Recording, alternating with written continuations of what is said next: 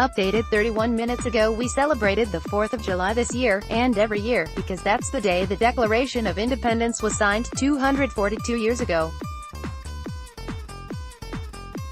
You might call July 4 America's birthday. The Declaration didn't just declare our independence from Britain, it vowed to create a government that respected all people's rights to life, liberty and the pursuit of happiness. It said nothing about patriotism or making America great. America became great because the Declaration, and the Constitution that followed, set down rules that kept government small and out of the way. That let creative individuals flourish. When the Declaration was signed, the founders didn't know what America would look like. They knew, though, that they were sick of being bossed around by the British king, so they worried about government having too much power. Thomas Jefferson and his colleagues wrote the Declaration to assert that our natural rights could not be taken away by any government, and to set the stage for the creation of a government through which people could rule themselves. At the time, America was considered a backwater. Just a few years later, America had become the most prosperous, and probably the freest, country in the world. The 4th of July is not about barbecues, fireworks or even patriotism. It's about that idea, that people have the right to rule themselves.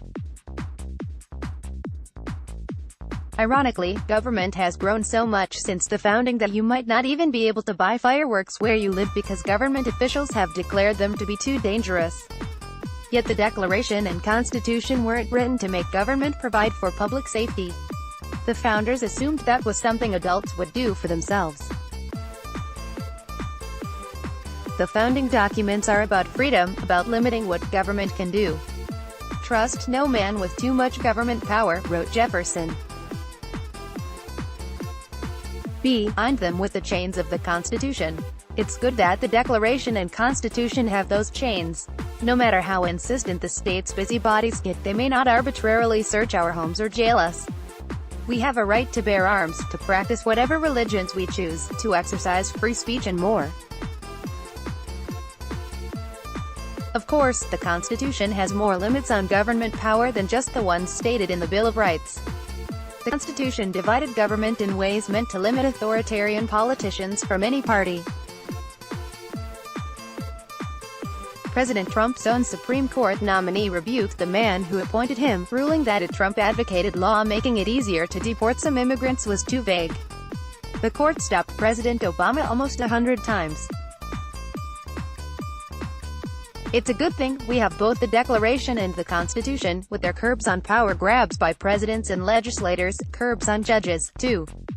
Unfortunately, those limits on government haven't exactly kept government small. Jefferson wanted a wise and frugal government that leaves people free to regulate their own pursuits. Now we've got 180,000 pages of federal rules and $21 trillion in debt. Still, the Constitution and the Declaration have helped keep us mostly free. That's something to celebrate every 4th of July. Stossel is a columnist for the Tribune content agency.